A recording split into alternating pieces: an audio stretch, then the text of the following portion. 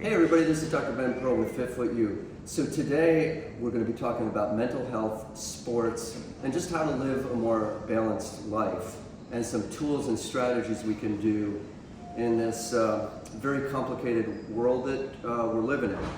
And I have the pleasure of a colleague, a fellow Virginia Hospital Center staff member, Dr. Kumar Bahl. Tell us a little bit about yourself. You know more about you than me. Sure. So, as you, after practicing, pronounce my name correctly, it's Dr. Kumar Bahl. I am a double board-certified psychiatrist. I've been practicing psychiatry and seeing all patients from all demographics, all ages for decades. And I thank you very much for inviting me for this very important topic, which should be helpful to many people. As you know, mental illness is very real, and it has, like any other illness, reasons, etiologies, and the good news is that it has treatments. The only thing is lacking is to go seek some treatment and help. Yeah, and so this is going to be, I guess, more of an intro to the pathway of help than the actual treatment. But let me just kind of frame things. I think we're at a flashpoint in the United States in 2024, and probably worldwide as well. But let's just look at the last couple months. We've had two assassination attempts on a presidential candidate. We've had that incident in Georgia. We have a lot of polarity in terms of how to solve these problems, and obviously mental health is definitely a part of the equation in, I think, all three of those instances that I just framed. But more than that, I noticed as a healthcare provider, when I come to the desk pick up the chart and I see the patient filling out the paperwork, they're already irritated about the idea that they have this impersonal portal that they're filling out. And so I feel like we've already lost the patient halfway out of the gate. Once they do that, then they're explained the very complex system of insurance. They get back, we finally start the treatment. Maybe something is happening already with the child that's with them, or they have some other issues that they're carrying, and they're in my case, foot pain. Once they find out that they have a large deductible and they thought everything was going to be covered, they're almost ready to walk out of my office. So maybe just give us some things as providers, healers, that you have learned in the role that you do as a healer for dealing with the reality. Sure. The thought just occurred to me, isn't it ironic that in this social media where we put all our information for the world to see, as if we were just talking in our backyard, all kinds of information, but when they are asked to provide some specific information, like you said, they become a little resistant, hesitant, and even irritated. It's just ironic. In the world that we live in, our world has become very strange. People just are not the same way as they used to be, and it is just the beginning, unfortunately. But there is help. There are people who are willing to help, and they have to go seek treatment and evaluation for, even if something minor that is bothering them, there is a reason behind it. And it is always a good idea to go see a professional and try to understand their own behavior, because it affects not only them, their children, and their loved ones, and anything in their environment. It's generational, truly. And like I said, there is a reason behind, as a trainee decades ago, I learned in our psychoanalysis class that there is nothing nobody does for no reason. And it's complicated, but in other words, there is always a reason for what we do, how we do it, and when we do it. The good news, like I said, is that there are approaches that could discover it and treat it before it gets really bad. You mentioned about the violence that has a common element in all of them is an untreated, undiagnosed mental illness. And if timely addressed by their loved ones, parents, teachers, wives, girlfriends, boyfriends, encourage them to go see a psychiatrist or a mental health professional, and this could be treated and addressed in a timely manner before it becomes a problem for themselves and for society. And what I was going to say, as it sometimes is through the maze of healthcare, sometimes difficult to find a psychiatrist or therapist that you have a good relationship, a good feeling about a connection, that one way is to go to your church, your mosque, your temple, and start there, and at least get something so that you have somebody neutral to talk to about the things that you're undergoing. I'm not saying that that's the totality. Obviously, like you said, you need to get a diagnosis because there may be pharma implications or other things that need to be happening as well. You know, you gave me a coaching strategy that was interesting because I was telling you how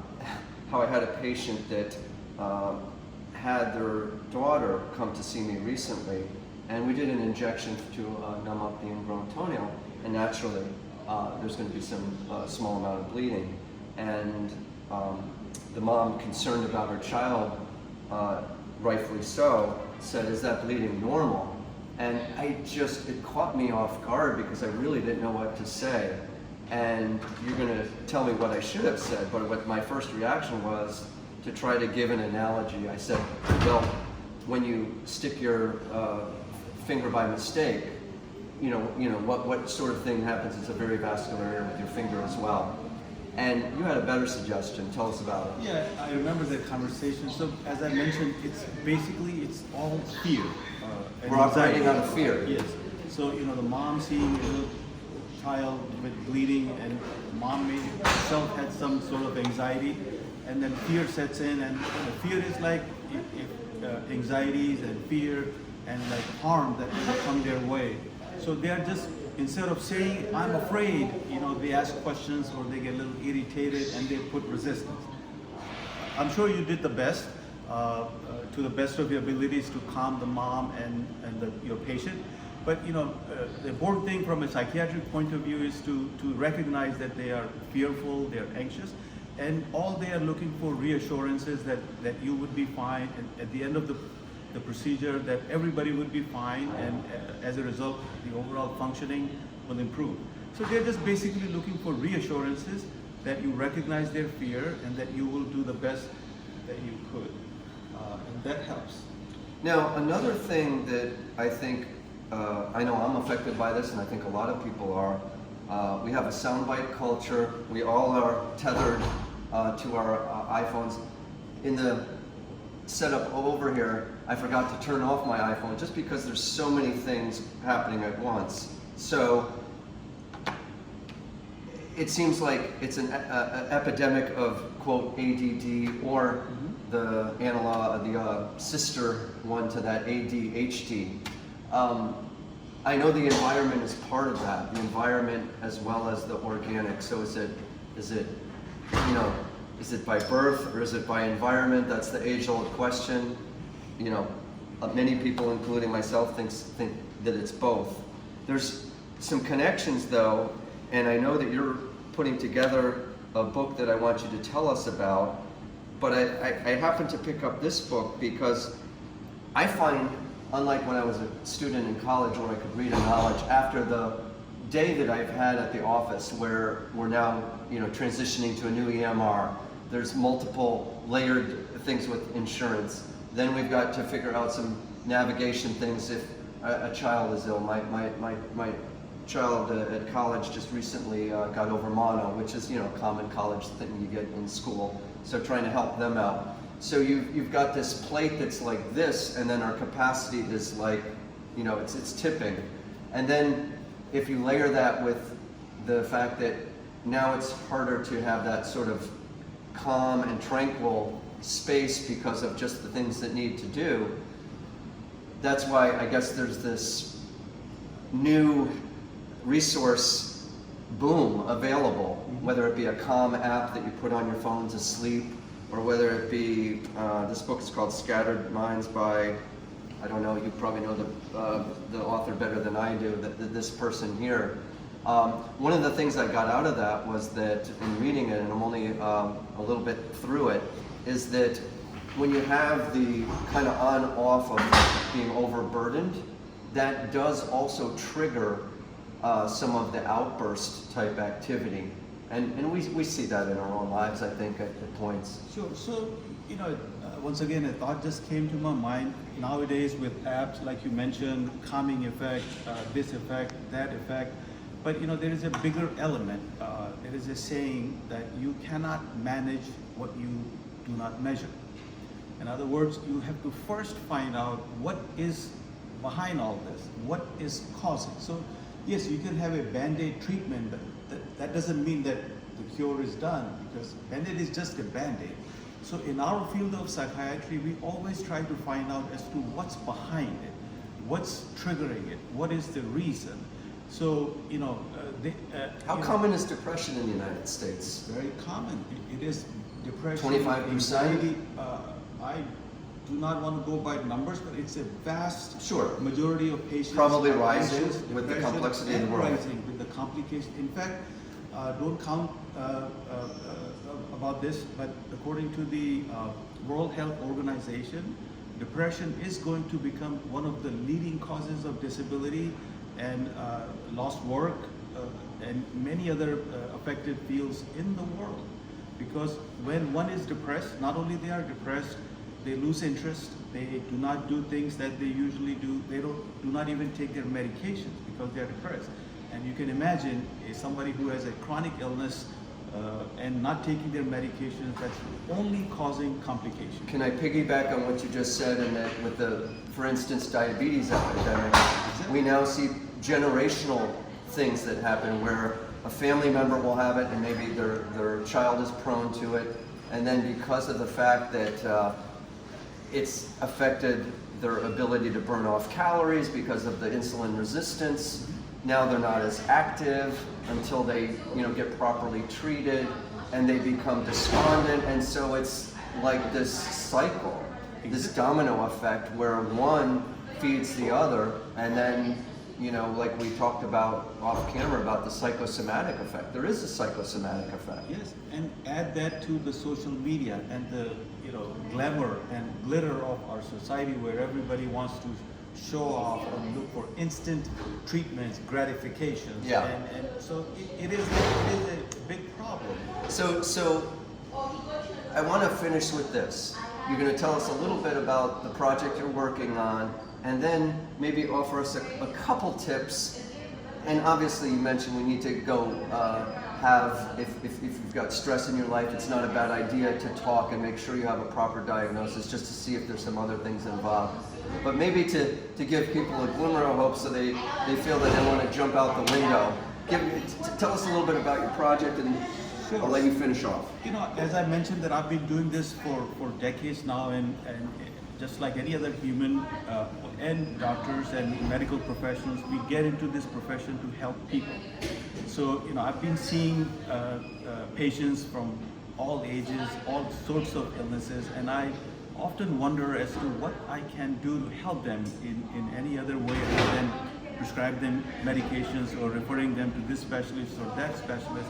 So thought came to me that I should write a book, and I'm working on some books based on the experiences that I had with my patients, with their permission in some cases, to discuss how their illness evolved and what could have been done early on to prevent it from happening in the first place.